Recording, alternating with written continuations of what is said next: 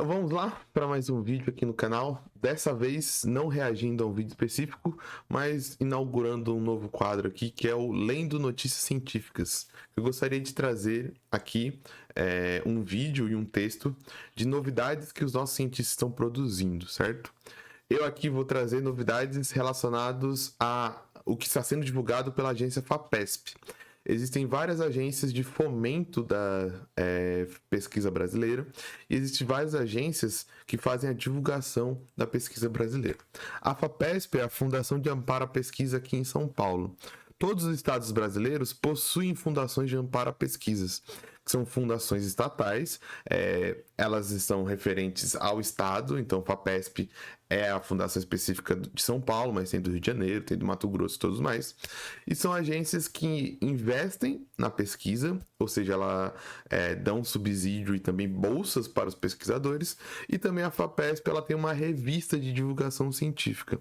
A revista de divulgação científica é uma revista que tenta levar para uma linguagem mais acessível resultados de experiências, de trabalhos que foram feitos para ser divulgado para o público. Não é uma revista que divulga, que trabalha com os papers. Os papers é a pesquisa, é o resultado da pesquisa científica literalmente na linguagem científica, não tem nenhuma interpretação por cima.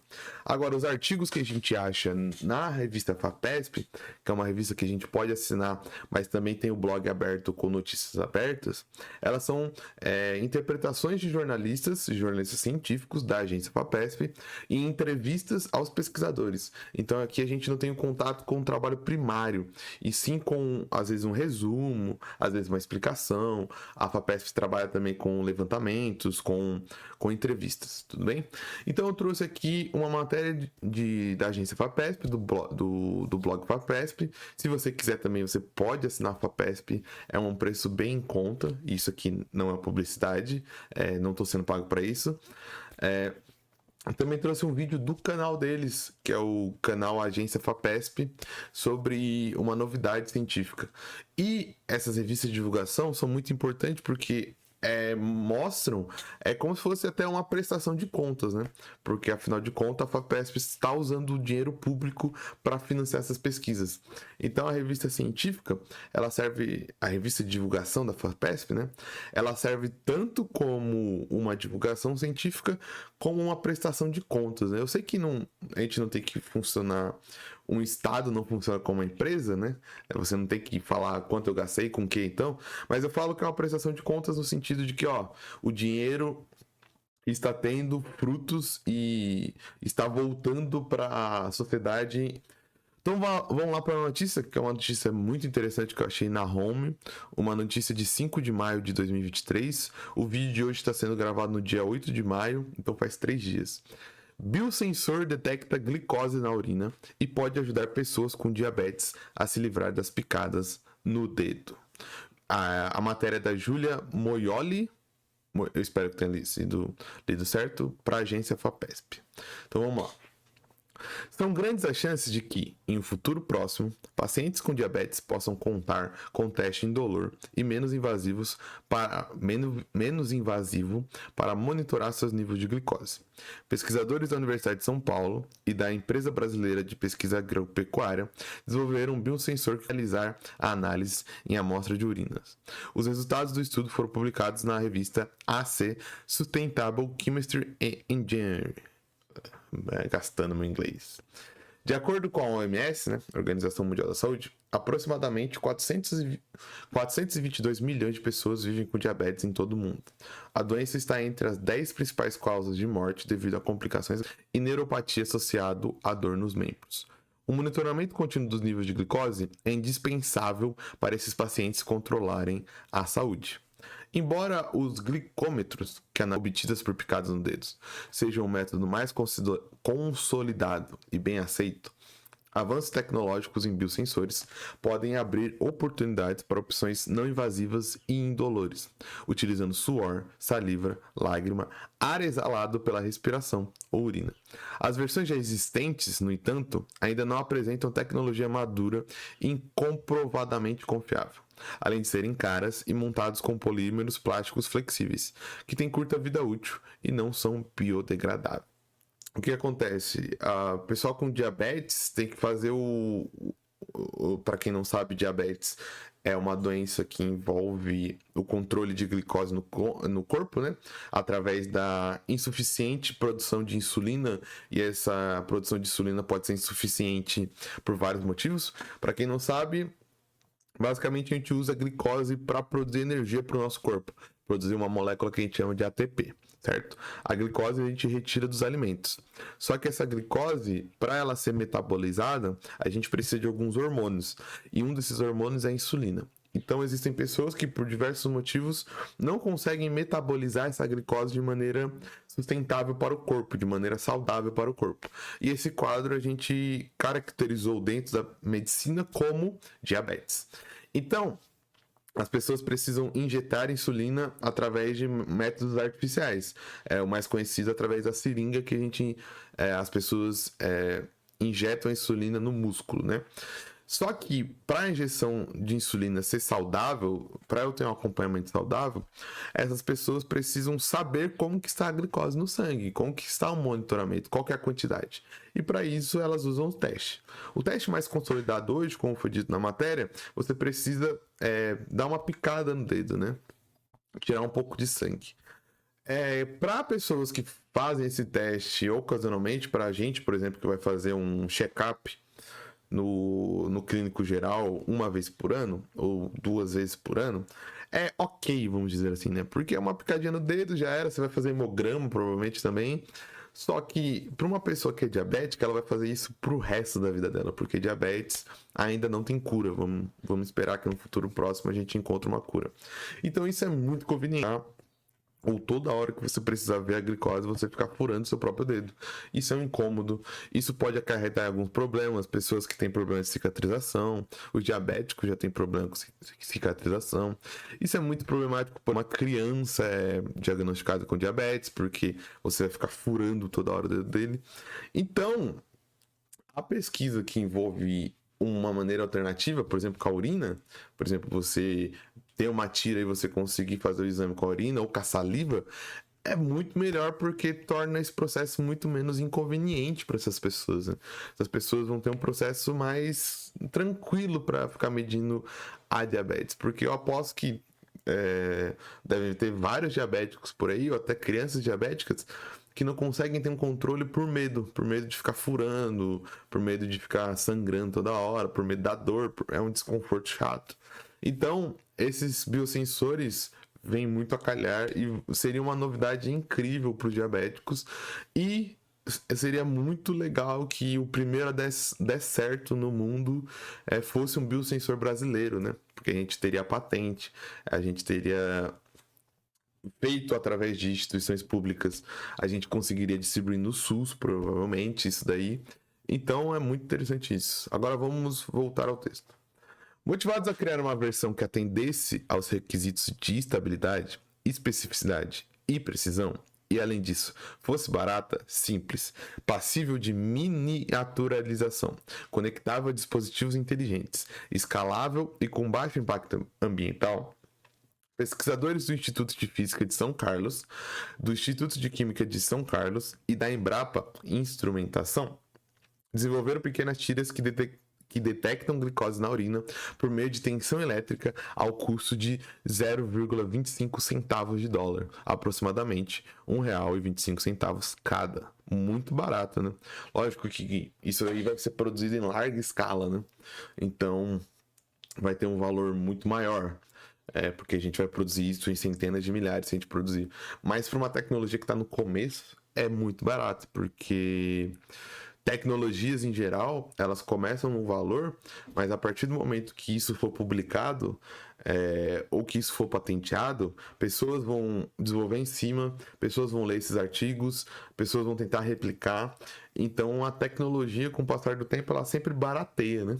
Isso é uma coisa que a gente pode olhar para tudo que a gente tem tecnológico, né?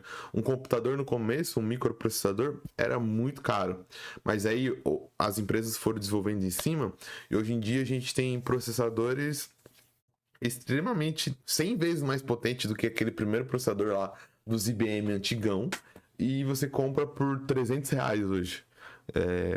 O que é muito barato se a gente for ver a diferença de processamento, sabe? Antigamente você tinha um computador com processamento muito baixo, que era do tamanho de uma sala que custava milhares de dólares. Agora você compra um processador de, sei lá, um quadradinho pequenininho assim por R$ 300 na Kabum. Então a tecnologia ela vai avançando com o tempo, né? A escolha da urina para esse monitoramento se justifica porque a coleta de amostra é muito mais simples e esse fluido contém uma biblioteca de marcadores de saúde que podem ser explorados em testes clínicos multiuso. Ou seja, com o futuro da tecnologia, essa fitinha pode servir para outras coisas, não só para glicose, né? Explica Paulo Augusto Raimundo Pereira, professor do Instituto de Física de São Carlos e coordenador de pesquisa. Abre aspas para o Paulo Gustavo. Por outro lado, a sensibilidade demandou materiais especiais, já que os níveis de glicose na urina são menores que os do sangue. Então, como existe menos glicose no sangue, para a gente conseguir uma medida exata, eles vão ter que fazer um teste muito mais refinado, um teste que consiga detectar os mínimos detalhes. Feito de polímeros biodegradáveis, o sensor funciona da seguinte maneira. A enzima glicose oxidase, presente nas nanofibras dos polímeros, catalisa espontaneamente a glicose da urina, produzindo peróxido de hidrogênio. Por meio de uma aplicação de uma tensão elétrica de 0 volts, a tensão varia de valores negativos até valores positivos, passando pelo zero, que nesse caso é um valor real. Durante 30 segundos na amostra, o peróxido de hidrogênio é reduzido sobre nanopartículas do pigmento azul de Prússia. Os sinais de corrente gerados são proporcionais ao nível de glicose presentes na urina. Então você tem uma enzima que vai basicamente catalisar a glicose na urina. Vamos dizer que ela vai meio que destruir, vamos usar assim um termo mais popular. E a partir dessa destruição, eu vou ter o surgimento de outra molécula química. Então a glicose vai virar uma outra coisa. Eu vou ter uma transformação química que é o peróxido de hidrogênio. E esse peróxido de hidrogênio, ele vai ser reduzido, ou seja, a gente vai tirar elétrons. Todas as moléculas possuem elétrons, né? Então o peróxido de hidrogênio ele vai ser reduzido, que é basicamente eu vou tirar elétrons dele sobre as nanopartículas de pigmento de azul de Prússia. Então quando eu tiro esses elétrons, eu vou ter uma corrente elétrica. Eu vou ter o surgimento de corrente elétrica se eu entendi certo. Se eu não entendi certo, alguém vai me corrigir depois. Mas se eu entendi certo, eu vou ter, quando eu vou estar reduzindo, para quem não sabe, reduzir é tirar elétrons, né?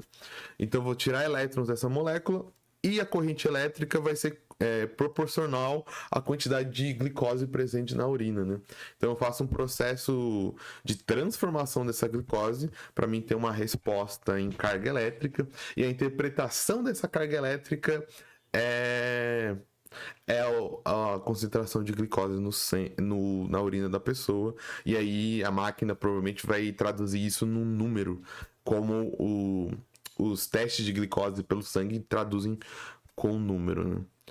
Aqui é toda uma técnica, é todo um discurso técnico com vários números de patente, né? Não acho que não interessa muito. E o último tema, passado e futuro. A patente do sensor que detecta a glicose na urina foi submetida recentemente por meio da agência USP de inovação. Porém, os pesquisadores acreditam que seu uso e, consequentemente, seus benefícios possam ir além. Por ter um design genérico, a plataforma pode ser estendida a outros biosensores para monitoramento no local, bem como a dispositivos utilizados no corpo e para controlar recursos naturais variados, como, por exemplo, a água.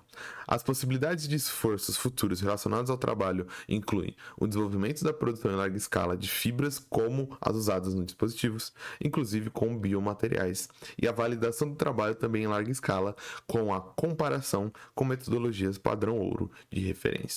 O artigo está aqui, né, e pode ser lido, e aqui sim o artigo no integral, né? Como eu falei, a revista FAPESP, a agência FAPESP não traz o artigo na sua integralidade. Eles fazem um jornalista, né? Geralmente um jornalista científico, lê o artigo, entrevista as pessoas que participaram do artigo, principalmente os principais citados, né? As principais pessoas por trás desse artigo, que foram o diretor de pesquisa e tudo mais. e fazem uma tradução pra gente, né? Mas muito interessante, e a gente vê aqui como a nossa ciência, ela é boa, né, cara? Como a ciência brasileira, ela é boa, mesmo tão atacada e mesmo tão combalida nos últimos anos, sem dinheiro, subfinanciada, pessoas que fazem pesquisas ganham um salário muito pequeno mesmo. Para quem não tem noção, quem começa na entrada da pesquisa, ou seja, uma pessoa que está na faculdade e começa a trabalhar com pesquisa, ela ganha menos de um salário mínimo. Então, quando a gente fala pouco, é pouco mesmo, sabe? É lógico que a renda no Brasil é um problema geral.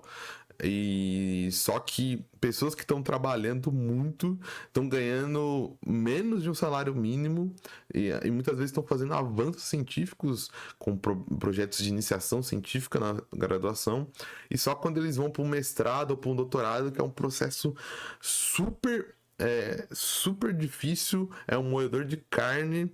Para você conseguir um mestrado com bolsa é extremamente complicado, e aí sim elas vão conseguir ganhar mais de um salário mínimo, mas mesmo assim, pro trabalho que elas desempenham, acaba sendo muito pouco. Porque uma pessoa que vai para um mestrado, para um doutorado com bolsa, ela não pode ter outro tipo de trabalho, ela não pode ter um complemento da renda. Ela tem que fazer uma dedicação exclusiva para a universidade. Daí esse cara muitas vezes vai desenvolver um negócio super mega importante para a sociedade, um negócio que vai gerar patentes, vai gerar lucros até para uma empresa ou para a universidade, mas ele tá lá ganhando uma bolsa muito pequena para ter um trabalho dedicado, que ele não pode nem trabalhar em outra coisa, sei lá. O cara não pode nem ser Uber à noite para complementar a renda dele. E ele tem que viver em república porque o salário dele é baixíssimo. Ele vai morar em república com 30 negros até 30 anos de idade, porque o cara não tem nem condição de pagar o próprio aluguel. Mas ao mesmo tempo ele tá numa área tão sensível para o nosso país, que é a pesquisa, né? O vídeo ficou muito longo, já tem 17 minutos. Eu achei que ia dar tempo de passar o vídeo, mas o vídeo, eu acho que vou fazer outro vídeo à parte. Acho que a notícia inteira já rendeu um vídeo muito legal e discussões muito legais, né? Espero que você tenha gostado do vídeo. Se te interessou, não esqueça de acessar o site da FAPESP, vou deixar no link aí na descrição. Se te interessar ainda mais, não se esqueça de assinar a FAPESP. Se eu não me engano, tá R$ 50 a assinatura semi-anual, eu acho, tipo, 6 meses. É muito barato, perto de outros tipos de assinatura que a gente tem, né? E é um dinheiro que ajuda a divulgar a pesquisa, porque a revista você pode mostrar para outras pessoas, você pode mostrar para seus amigos, para as pessoas que estão no seu redor, e você mesmo vai descobrir um pouquinho mais sobre o que a pesquisa brasileira desenvolve, e você vai ver que é muita coisa boa. Bem, se você gostou desse vídeo também, não esqueça de deixar um curtir, não esqueça de deixar um comentário, me ajuda muito. E se você quiser e puder, não se esqueça também de compartilhar. Eu vou ficando por aqui e até a próxima.